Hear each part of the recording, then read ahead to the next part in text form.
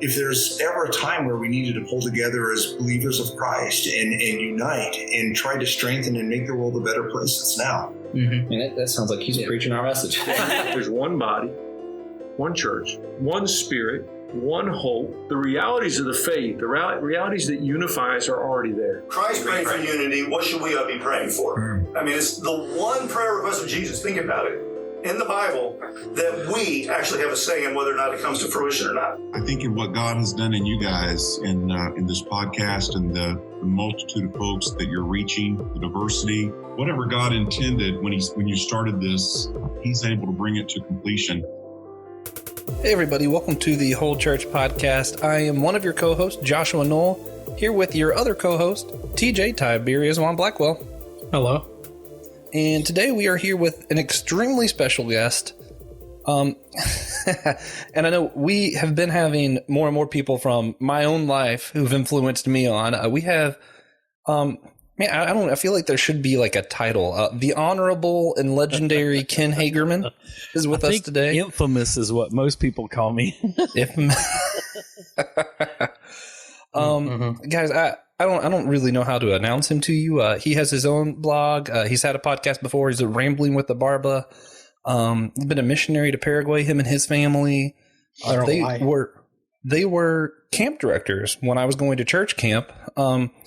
If you've heard my testimony before, the time that I rededicated my life to the Lord and really started focusing on, my relationship with God was under his ministry, his family's ministry. The time that I accepted my calling into the ministry was because of his family. They've had such a profound impact on me.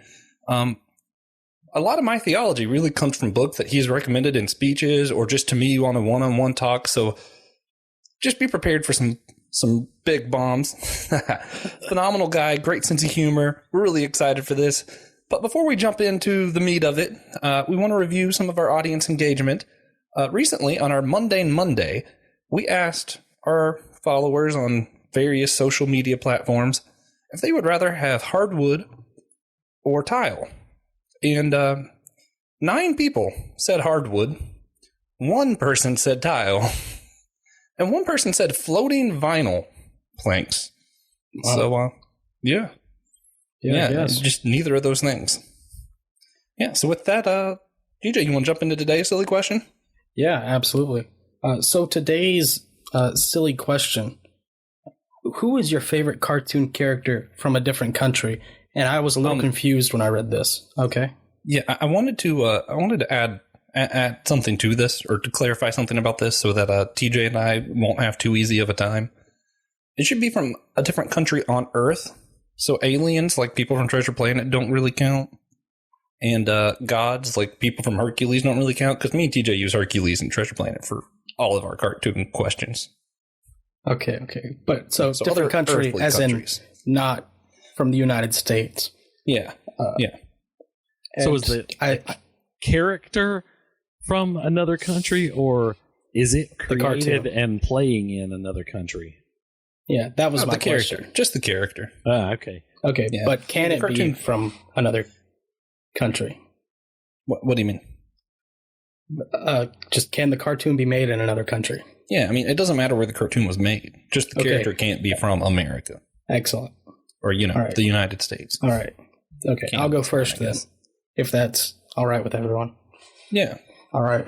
So my favorite cartoon character not from America, and this is just, probably because I'm sure there are a bunch of cartoon characters that aren't from America that I just kind of assumed were, that I like, but it's going to be Snufkin from the Moomins cartoon, which is a Finnish series, and it's really fantastic and quirky and just like kind of one of those like offbeat cartoons, but it's really good. Snufkin is just a dude chilling, kind of what the whole show's about. It's great. All right. But Josh, did you want to go next? Give Ken a little more time to think. Yeah. I really tried hard on this to come up with a cartoon character that isn't like mainstream so I could be cool like TJ. Because I knew TJ was going to come up with something that not everybody knew. And I wanted to be that guy. But the more I think about it and I think about characters I like, I'm like, that's kind of vague. That's cool. Most of them still don't measure up to Mushu for me. So I'm going to have to go with him. Oh, okay. He's just hilarious. He's a dragon. That's a character, I guess. All right, Ken, Barba, who's your favorite cartoon character from another country? I went old school Looney Tunes to begin with. Josh and I were talking about that earlier, and but just this week, my character had some issues, and it was determined that Pepe Le Pew is an abuser. So I'm going to step away from him because it's socially acceptable to cancel him. And I'm going to go with Speed Racer. That's a great choice. Yeah, I loved Speed Racer back in the day. I'll watch it again now. It's a great cartoon. I watched it every time it was on. So, and it's a great show. It was a companion in that afternoon with also with Ultraman. If you're familiar with Ultraman, man. You know, TJ, I really thought you were going to go with someone from Coco. Coco's a good movie, but just not like your top 10 kind of. I mean, no, it definitely is, but that's not related. Okay. I got you.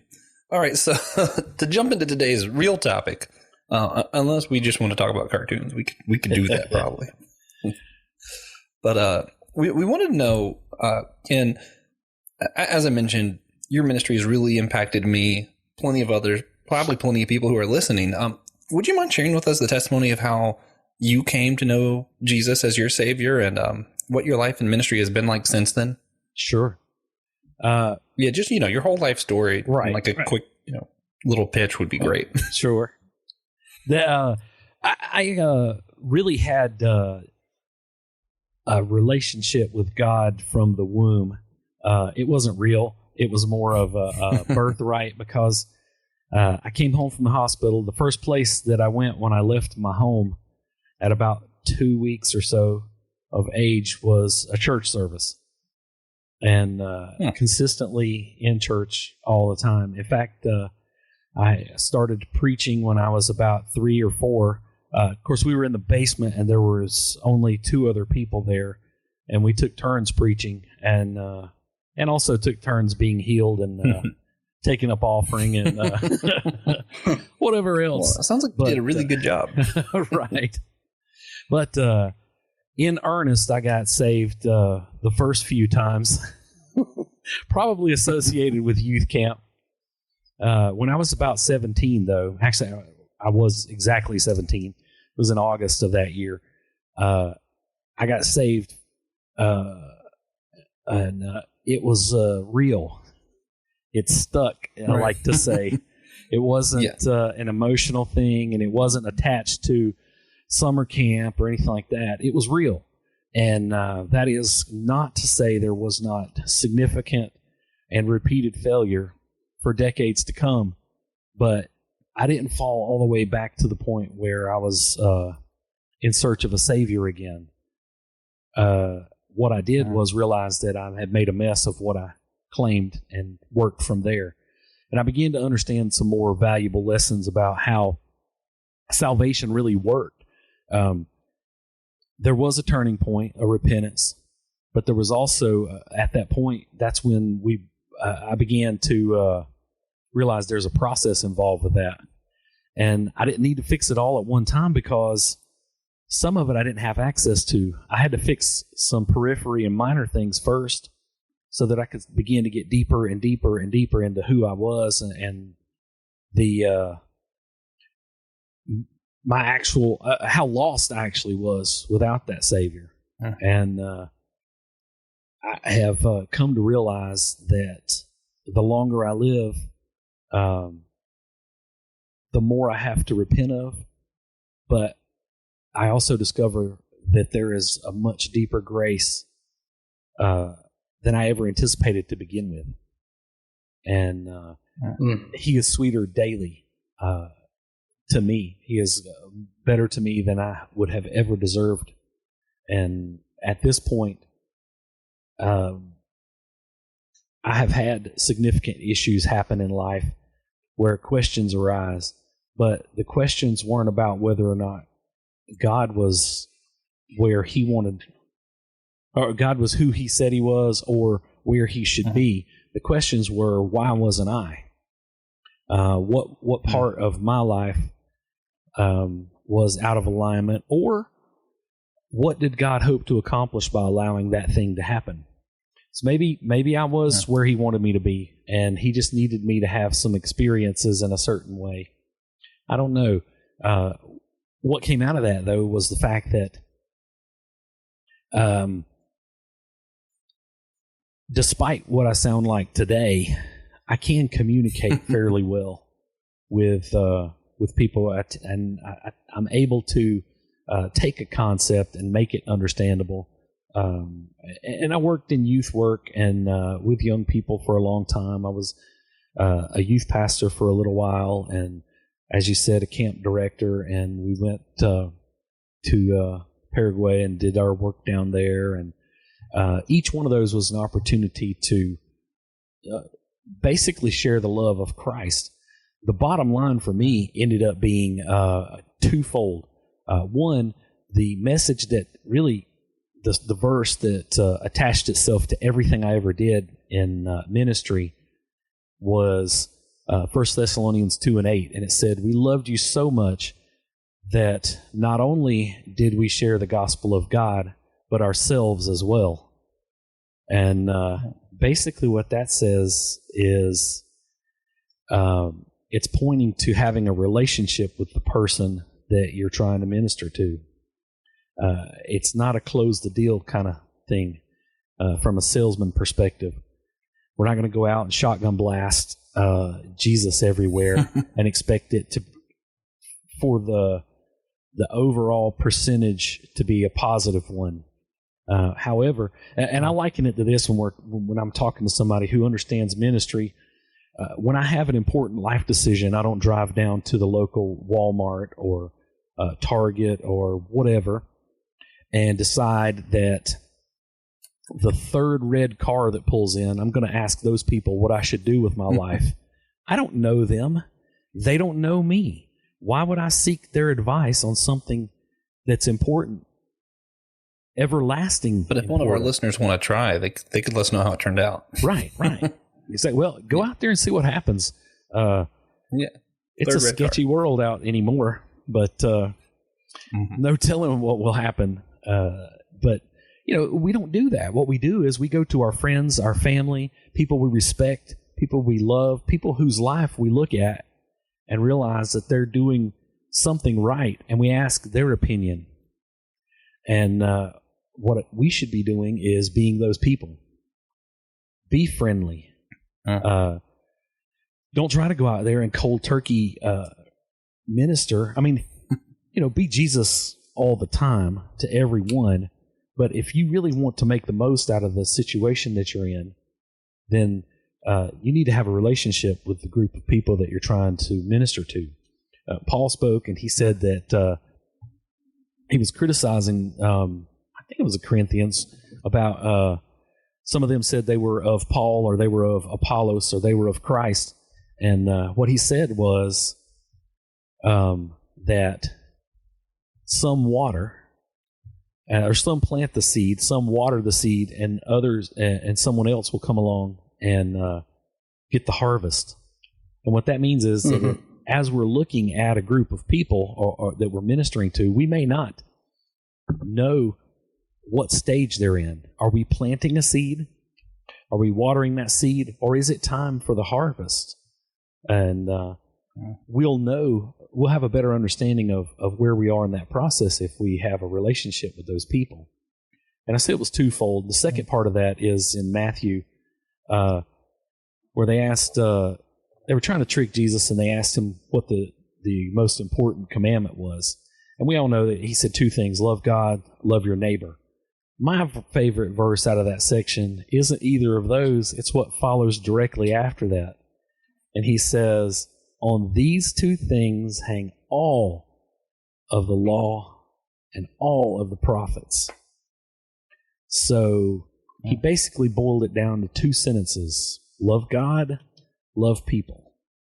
And you can't love somebody if you don't even know them. You can love the concept of them, but it's time to invest. And so that really is kind of from when I made a genuine commitment. The reason that happened and it stuck was because there were people in my life who knew me, who loved me, who poured into me, who knew I was doing things I shouldn't. But they didn't write me off or condemn me as a sinner. They let me find out that I was a sinner, and I condemned myself. Then they helped me find a resolution to that. And that is the concept of a disciple making disciple. Good word. Good word.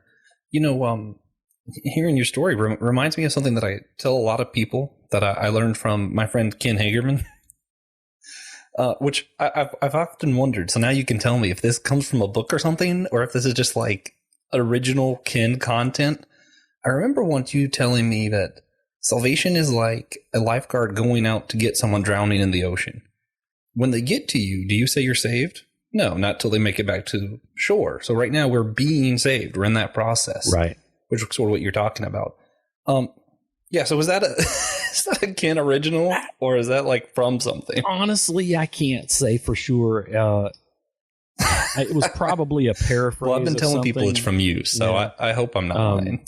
Well, you probably heard me say it, so that's safe enough as far as attribution. For me, that's where it came from. Yeah. I don't know. But he definitely said it. You know, setting aside any arguments that anybody wants to have about eternal salvation and all of that, and I'm not your guy for that kind of theological battle, mainly because I grow weary of the spiritual cannibalism that's the climate in Christianity these days. We can't really seem to have a discussion anymore without destroying the other person that believes differently. That's not this podcast. Right. Yeah, we're kind of the opposite of that, hopefully. Right. But you won't open dialogue. But having said that, the concept that you're pointing out is that exactly. You're not saved. You know, what if a shark eats the guy swimming you back in? Whoops.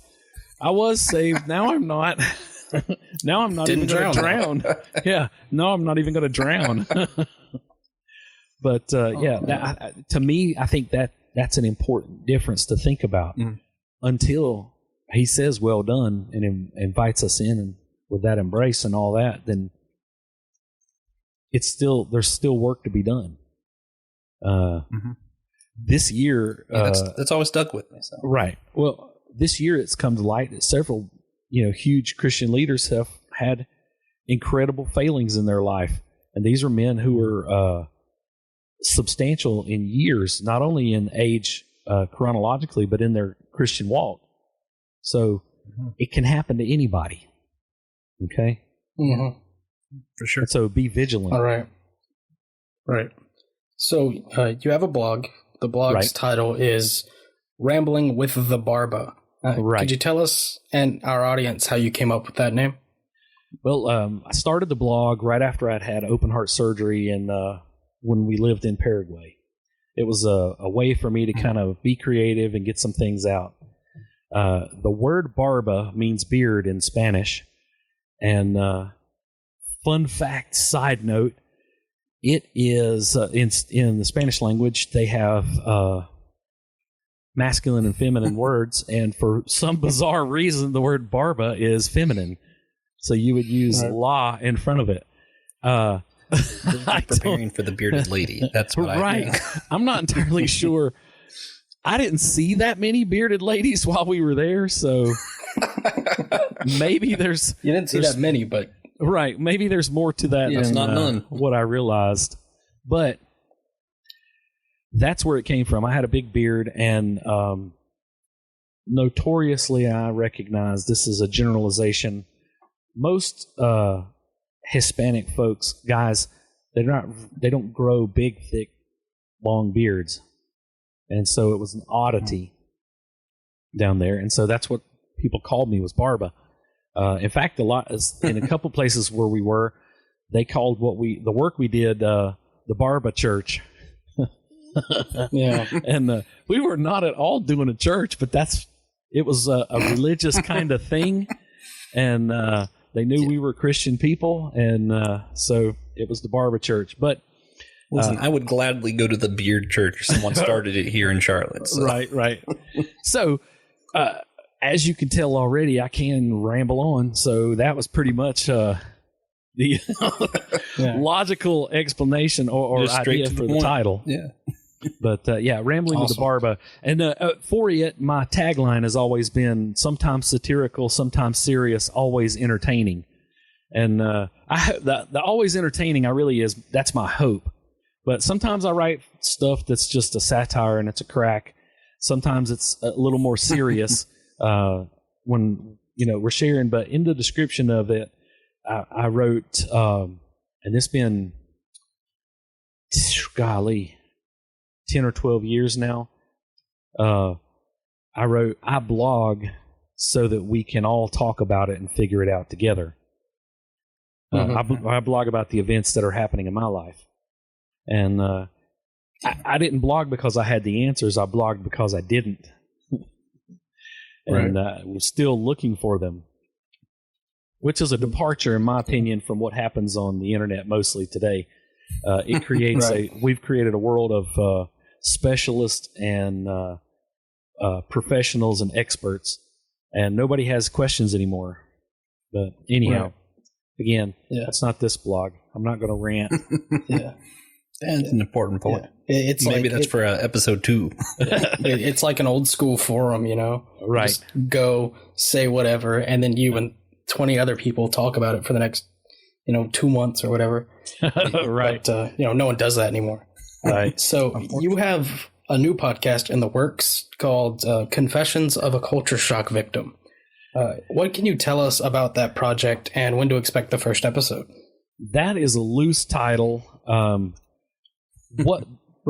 had started experimenting with the idea of writing a book, basically of the similar storytelling style, but that my blog is, incorporating some of the satire type elements, but mainly sticking to the story of my life as a memoir. And as I reopened the blog this past year and got to thinking about it, I thought it might be a good opportunity to release that in episodes as chapters, or release the chapters of the book as episodes as an audio book, rather than just write it. And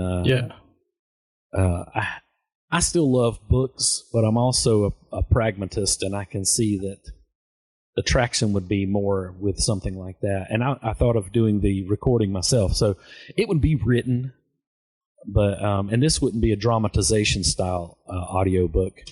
I'm not going to do funny voices and have sound effects.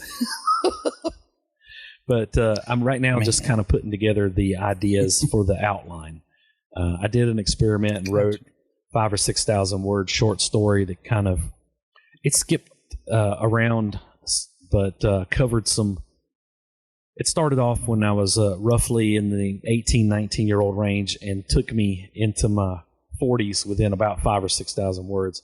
There's a huge group of material that I need to go back and fill in there, but I was just trying to see what it would sound like and that kind of thing. But hopefully later this year, I've got several other things going. I'm terrible about. I don't mind multitasking. The problem is I keep bringing new stuff in.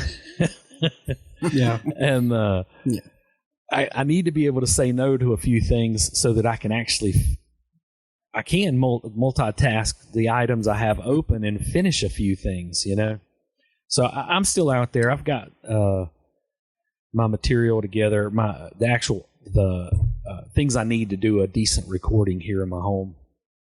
And now I got to concentrate on getting the outline written and practice some so that people like to hear my voice. Yeah. And, focus on multitasking and not omnitasking. Right. And the name that I was using there, what it basically came from the idea of culture shock. We experienced that going in both directions. When we moved out of the country, we experienced that in our host country while we were there. And then when the time came for us to come back, even for visits, we experienced a reverse culture shock coming back to our own, or what we would have considered our own culture, but had changed. For us, the country we left aged 3 or 5 or 8 or 7 years all in one day. We left where we were and we landed in a completely different world.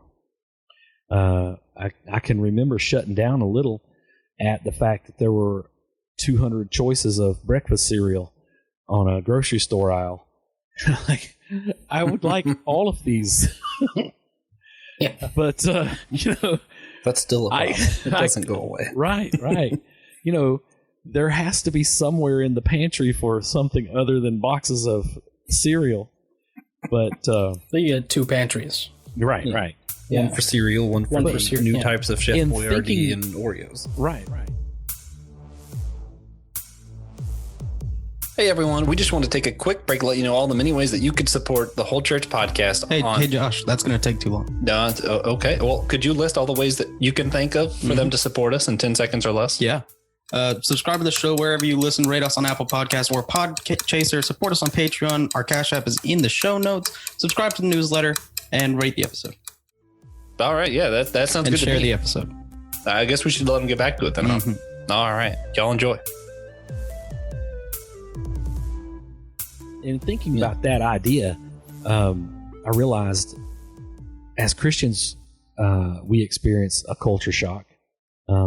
This life that we're living, we come face to face with the fact that it's not really what we thought it was, and that we are in need of a Savior.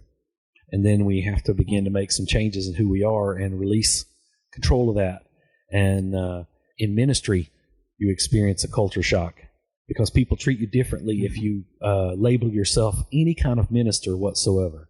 If you're a youth pastor or a camp director or whatever, we love the concept of hierarchy.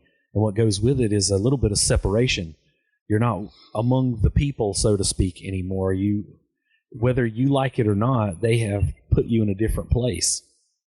And so there's a culture shock that goes along with each one of those things, not to mention outside of that, what life does to us. When we're young, we can't wait until we are old enough to finally go to school, and then get out of elementary school and middle school, and then high school.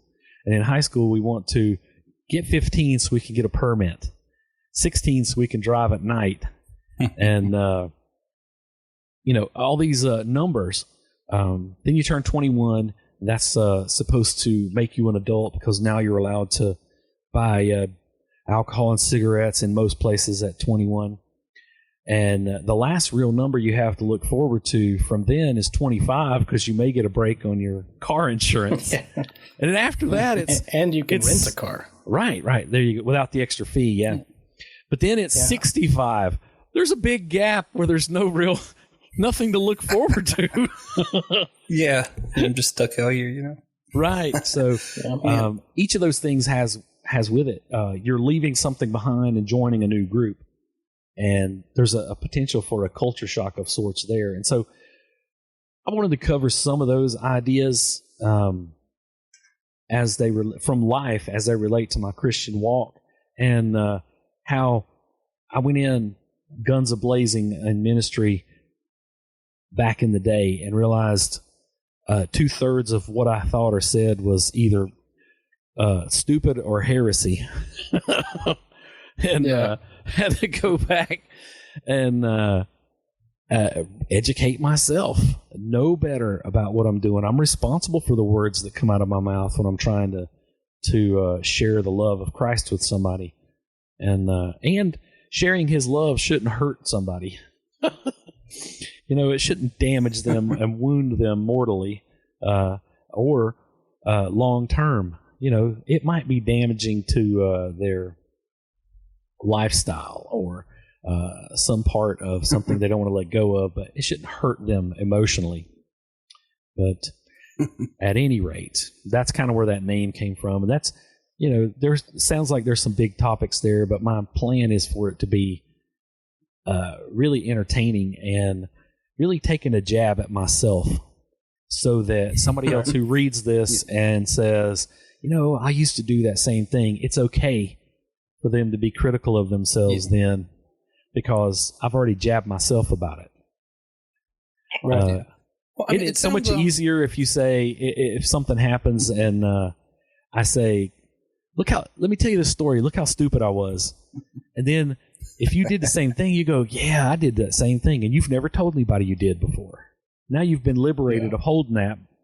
It has no power over you because... Yeah. It's great being able to project without having to project, Right.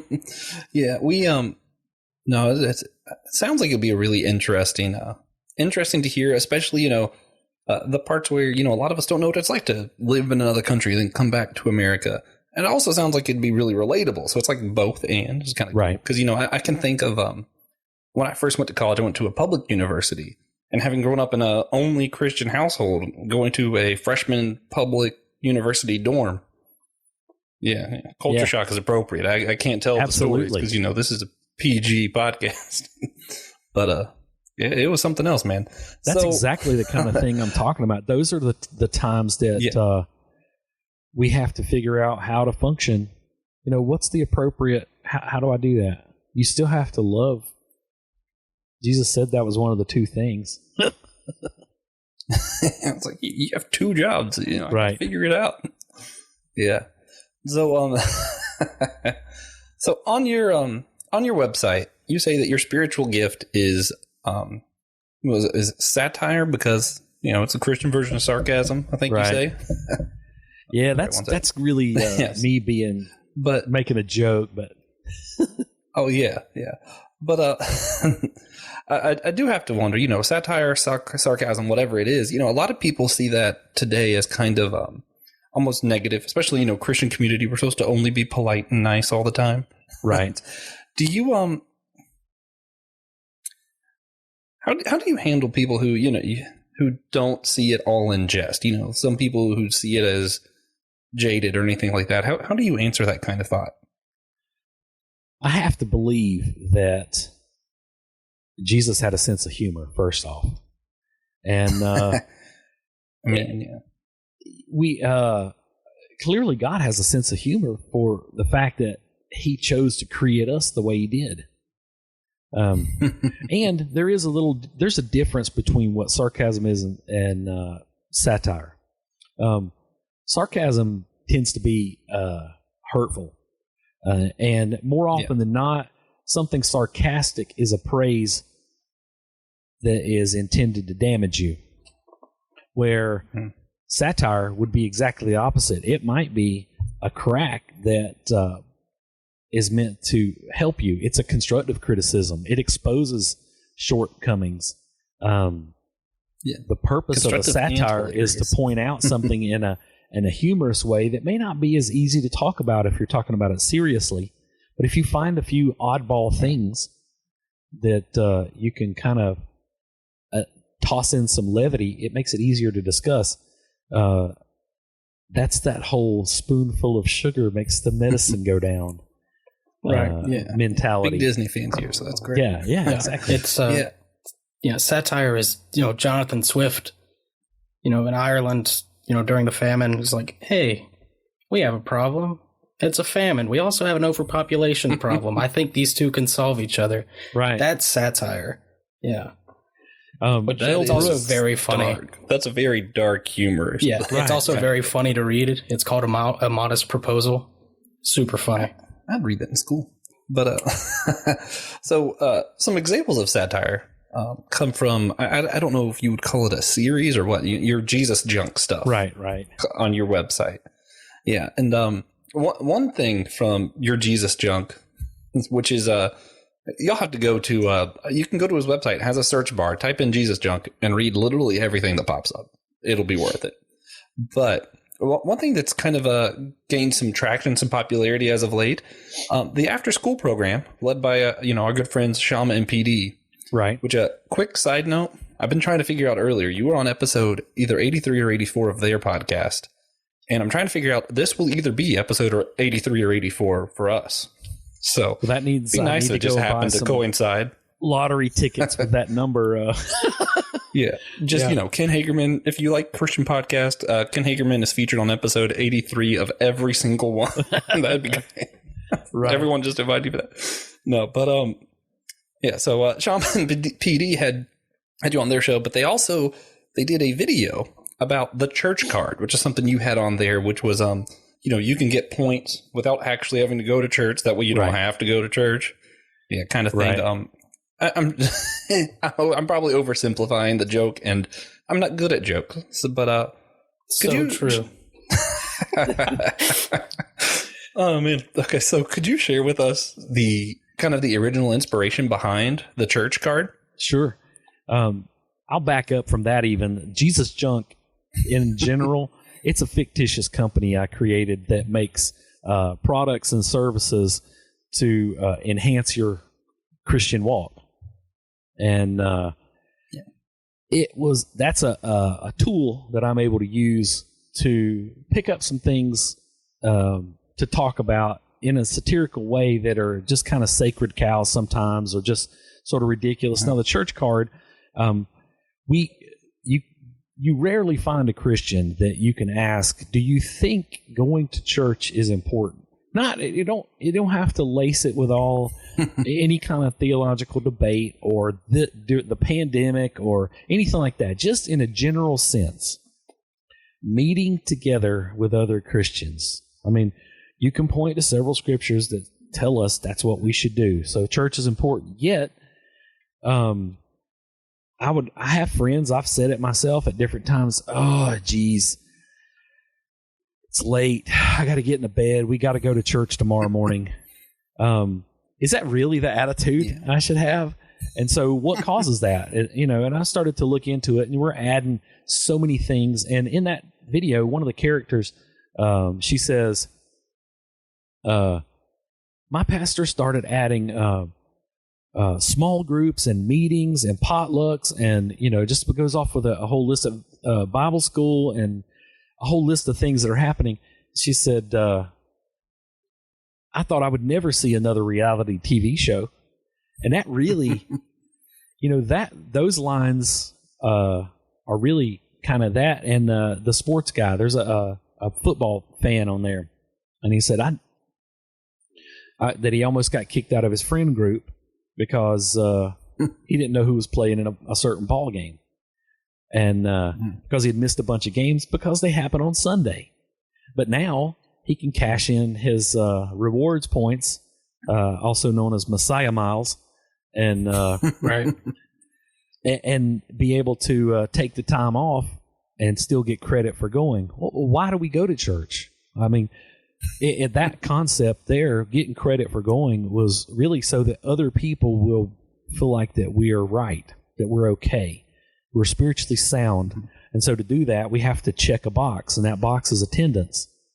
And if that's the case, then it doesn't really matter if you go or not. And that's the whole point behind the church card. At the end of it, you laugh and you go, that's ridiculous. Then a couple of minutes later, you go, it really isn't that ridiculous. And that is satire. That's the whole. That's what I'm trying to do with that whole category of the blog, is to write stuff where people read it, they laugh, and they go, "That's stupid." Oh well, actually, I know somebody who, for different reasons, we've heard stories about church splits, and this one got mad and left because of that, and it almost invariably is something ridiculous. I heard about one where a congregation split, and it was the church that came out of that. One of them was called the Church of No Coat Hook, because they didn't like where they were going to place the hooks for the coats at the back of the building. Really? Well, that is the name of your church now. See that? Well, that writes itself. So you don't think the people of that church would come on a Church Unity podcast, do you? Right. Maybe. Yeah, I bet not. That's how you can tell when satire is written well. Like, the Babylon Bee and the Onion here recently. Yeah. There have been, actual headlines that happen. And then you can go back a couple years and it's on one of those sites. And you're like, right. Well, yeah, I guess, fine, whatever. But do you think if we all stop treating church as such a transactional thing, like, with the fictional church card, that it would help church unity? Do you think that would help us out? We want to know how it translates to our goals. Right.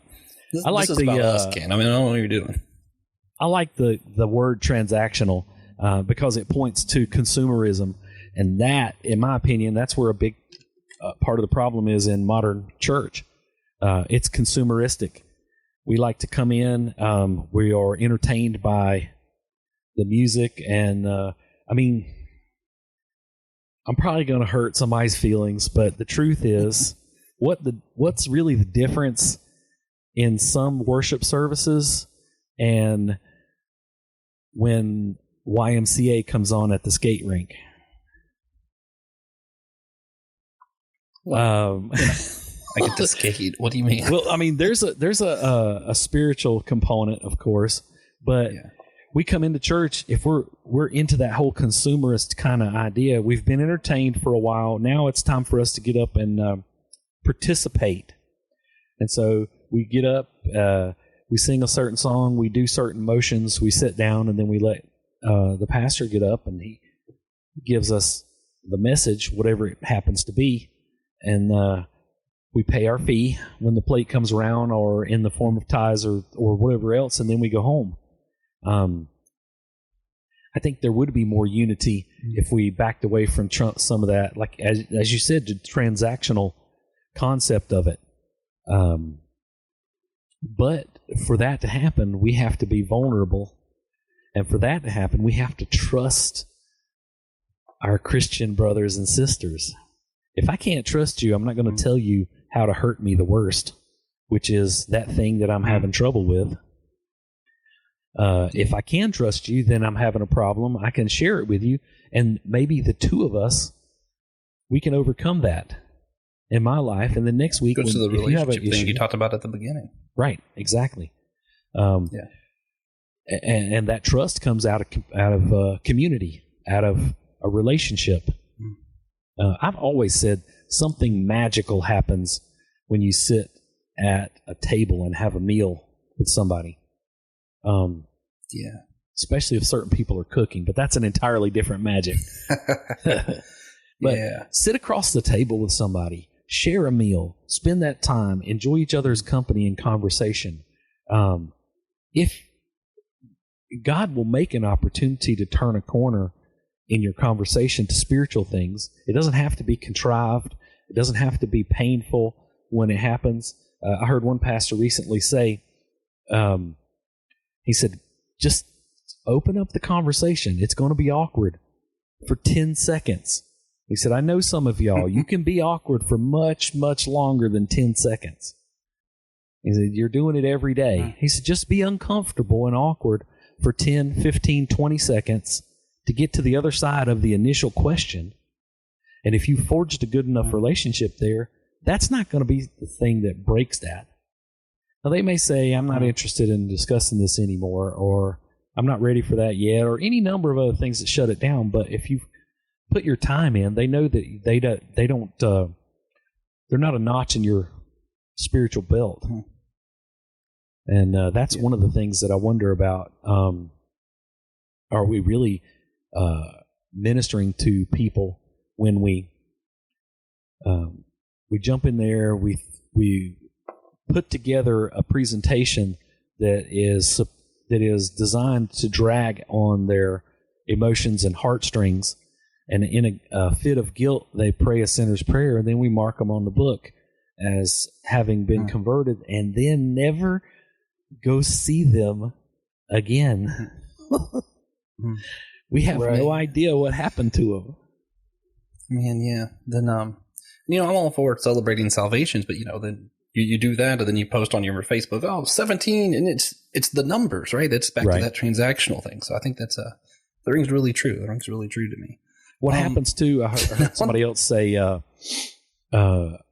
few years ago, he said, if you are driven by the numbers, then your ministry will be structured to get the numbers. Not not to actually make a difference in somebody's life. And he said, by that, think in terms of school. There was training that happened at different points in education, but I think it's pretty safe to say now that people they go to school, and education is designed to teach them how to pass a standardized test, because that's where the finances come to the school from, and that's where everybody's being judged by, and that sort of thing. So you're teaching to the test. Well, if your numbers and your scorecard, your attendance and salvations and offering are your measurements, your metrics, then everything you do is going to be for that. It didn't have anything to do with Christ or anybody else. Which is it's sad, and that's definitely a huge challenge for some people. Right. Hopefully some of our listeners will take that to heart and pray about it, man. Right. Now, one thing we like to do at the end of our show, we always like to sorry. We always like to ask our guest for just a single practical, man, I can't speak today. Practical and tangible action that our listeners can just go and do that will help better maintain unity. I know earlier you mentioned we need to go sit down and have meals with people. Do you think that would be something practical that you would suggest for people to go do, or do you have something else in mind? Well, that's an element of it, but I do have something else. It's easy, or it can be. Listen. If your own voice is the only one you hear, you will never learn anything. True. You want to what happens? What your own voice sounds like. Right. Yeah. What if science? What if you've been wrong all along, and you could have learned that you were mistaken decades ago, years ago, if you only listened? First off, and how often are we, quote unquote, ministering to somebody, and we start telling them how they should be, how they live, things they need to change, and we haven't listened to anything they've said yet. We need to know who and where they are before we can attempt to give them anything of value. You can tell me all day that I need to stop eating asparagus. I haven't had any asparagus in several years now. Okay, thank God. Let's go with kale. I don't mind asparagus so bad in certain situations, but kale is when I say the devil's lettuce, you probably are thinking about something else. It's kale, trust me. It's kale. It's like you took dirt and painted it green. Don't tell me I need to eat less kale. I don't eat it. Okay? Well then. That's of no value to me. And I think that in our Christian world, we need to listen more. Be available to listen. You need to know going in that if you're going to disciple somebody, that it is a world-class hassle. That's simple. True. That's all there is to it. Do you think that Jesus... do you think that it was easy for Jesus to disciple those 12 guys? He was constantly saying, hey, man, I am the Son of God. Remember? Why are you freaking out on this boat? We're not going to sink. I'm here. Why are you acting this way? You're going to deny me. No, I'm not. You're going to do it in like 8 minutes, man. I literally know you're going to do it. Why are you lying? And Peter, the structure of that is interesting because they were in the same courtyard. It makes me wonder if when he did the first time, if he didn't look over across, the courtyard, and at that same moment, Jesus happened to be looking at him. Like, knife one in eyebrow the chest. raised. Yeah. Hey, man, told you. Told you. Oh, man. He probably would have shouted boom and raised his hands, but then that would have leveled the whole building. But, listen. With what you're saying. It can't be that hard. Just listen. Be available to listen. Right. Know if you're going to commit to somebody that, I've had people that I was trying to disciple with that their life was kind of a mess. I liked the guy. He was cool. But beyond that, I didn't want him to go to hell. So, there's that. He got in trouble. He went to prison. I had to take a bunch of collect calls from prison in the middle of the night because his prison was in a different time zone. And, they had to make collect calls. Was I not going to take that call? Or if I did, was I going to stand there and then act like it was such a hassle that he hung up? This guy's finally in a place where he's starting to realize his actions have consequences. And I keep spouting all this rhetoric about love. Do I love him or not? It's messy. It's a hassle. Just listen. Sometimes. And what do you think? Go ahead. I'm sorry. Oh, go ahead. No, it's all right. Sometimes, for me at least, if I'm going through something and somebody's willing just to listen, a lot of times I'll talk my way back around to what the real problem is, and maybe even a genuine solution. I just need somebody to hear it, to throw some things out. I'll say something and go, you don't really feel like that, do you? And then I have to answer that question. I really don't. I don't. I'm just mad. Well, why are you mad? Right. See, they're not doing anything major. They're just listening and giving me that little prompt that moves me along. Yeah. Mm-hmm. So what do you think we would see happen in the church if everyone just started listening?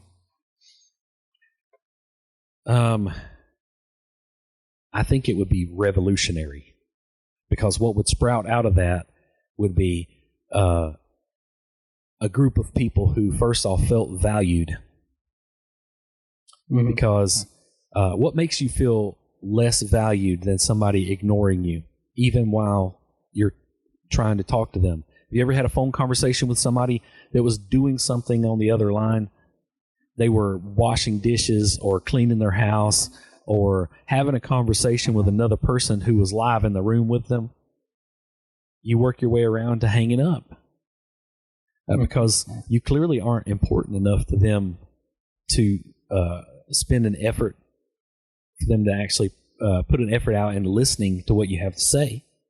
So if we began to feel valued, we also would be, I postulate we would probably be less arrogant, less condescending, because instead of trying to make ourselves feel valuable by demeaning someone else, suddenly we begin to realize who our identity is in Christ, because we are being valued by Christ through that other person, being their tool.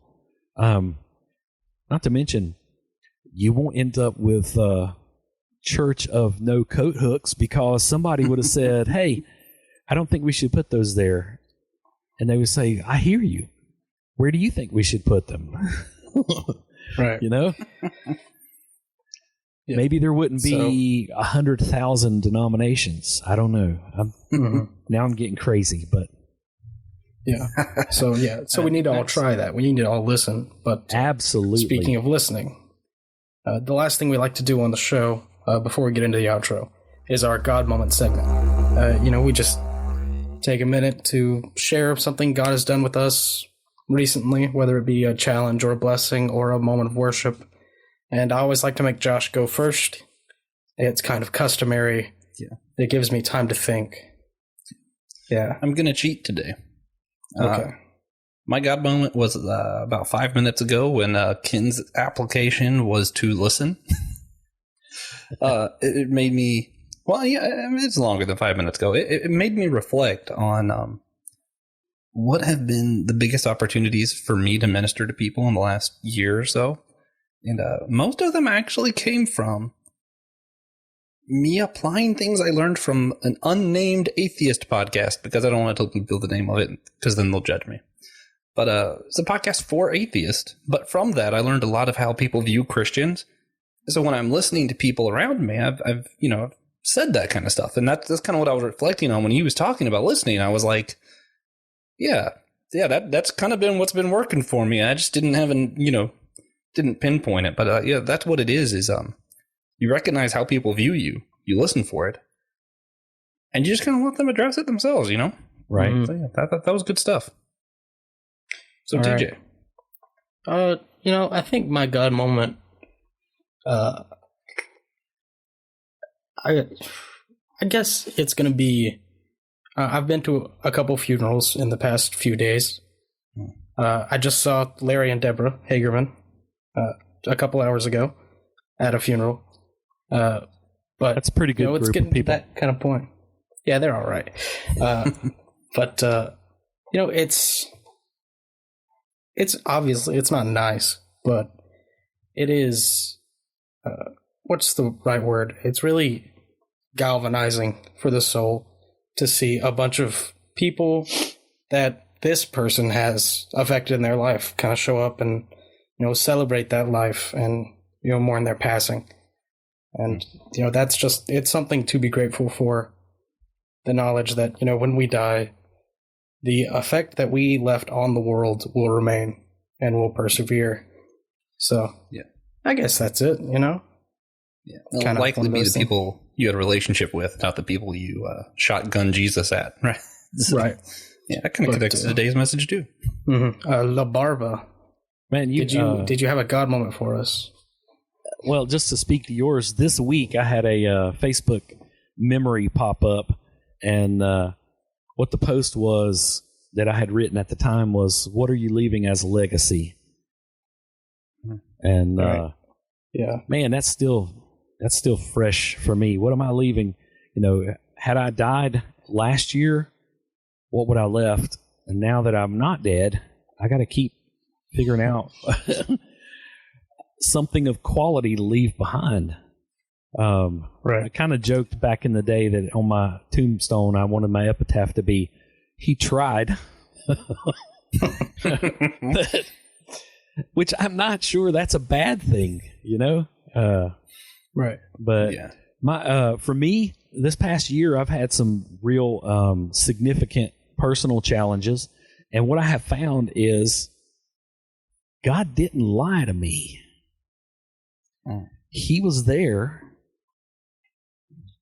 even stronger than he has been all along.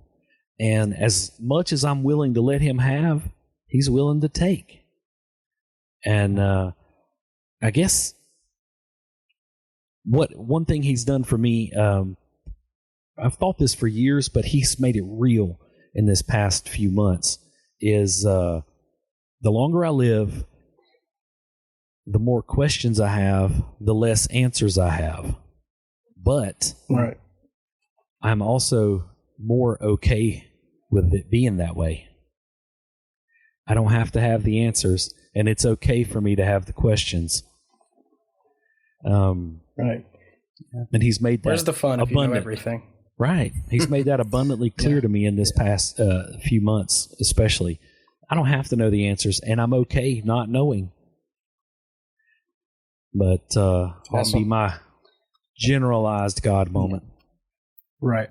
I think Nice. I'm going to climb a really tall young tree and nail something to the top of it. At the very least, when I go, that'll still probably be there.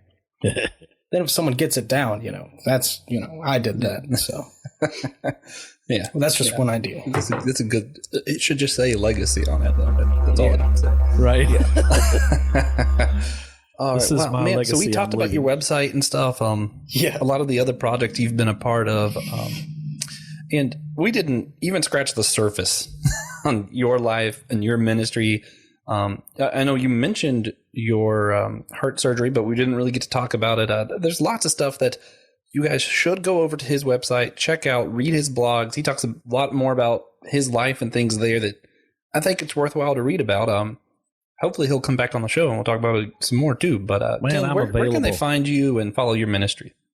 My blog is really my, that's my main outlet for things. I haven't written anything on there in a little while, but I'm just trying to navigate it's tough to do satire when the whole world is ridiculous already. Yeah. Yeah, that's true. Stuff that I would write and make fun of in a certain way That's common now. And things that I would say, that's not believable. I can't write that. That's legitimate headlines. But now beyond that, the blog, Rambling with the Barba, and it's... Is that just ramblingwiththebarbara.com? It's .org. .org, okay. Yeah, because I had .com at one time. I just type it in Google, works for me. Yeah. Somebody's selling T-shirts and stuff on the .com one now. Apparently, I had a good amount of traffic, and it didn't renew when I thought it did. Never mind. But anyway, you can also find me on most social media outlets. I have Instagram that I try to do a little bit with, and I'm more of a Facebook stalker of my friends. I like to see what's going on in their lives. I don't post a ton on there, but I'm there. And I have a Twitter, but I don't know if I've even logged into it for a while because I just don't want to fight Twitter's somebody. hard, man. I've been trying, but it's just hard. Right, it is. I really was good at it for a while, but yeah. And social media is one of those places too that it's tough to just listen, like I said before, because nobody knows you're there if you're just listening. Well, if you're just listening, it's called stalking on social media. Right, so. right. Yeah. But hopefully we can jump on there, read some blogs, make some comments, criticize me about my take on something. I don't care. That's fine. I've got thick skin. Right. Yeah. All right. So, TJ, you should announce the one future guest first. Which one? The one I told you about earlier. I was expecting Ken to quote him at some point during this podcast, and he just didn't, and I was kind of disappointed. All right. Well, I was just going to wait as a and matter see of fact, if that was a legit thing, or if you were just baiting me with that on your note. Yeah. So, future guests of the podcast, we will have Matt Chandler, well-reputed author, friend of Francis Chan. Ken's a huge fan. I am. I'm a fanboy. It probably mortifies Matt Chandler that I like him as much as I do. I'm sure that's not exactly what he had in mind for his ministry. But if he sold T-shirts with his face, I would buy it. Yeah. So, future guests on the podcast, we're going to have Matt Chandler, of course. Dr. Trimper Longman III, who has worked on several of our English Bible translations, including the Message, the NLT, and the CSB, and retired professor of biblical studies at Westmont College. Return guest Sister Rose of the Catholic Campus Ministry at UNCW, and Father Jonathan of the Holy Trinity Greek Orthodox Church in Charlotte, North Carolina, and our good friend, Pastor Chris Brissy. And, of course, at the end of this season, we will have Francis Chan. Yeah, he just doesn't know about it, but maybe Pastor Matt will tell him. Yeah, hopefully Pastor Matt will let Francis Chan know we want him on the podcast, and then we can end season 1. Yeah. So thank you all so much for listening today. Thank you, Ken, for your time, and we hope you come back next week. There's one more thing we like to do, just for our patrons, so if you want to hear it, hop on over there, whatever.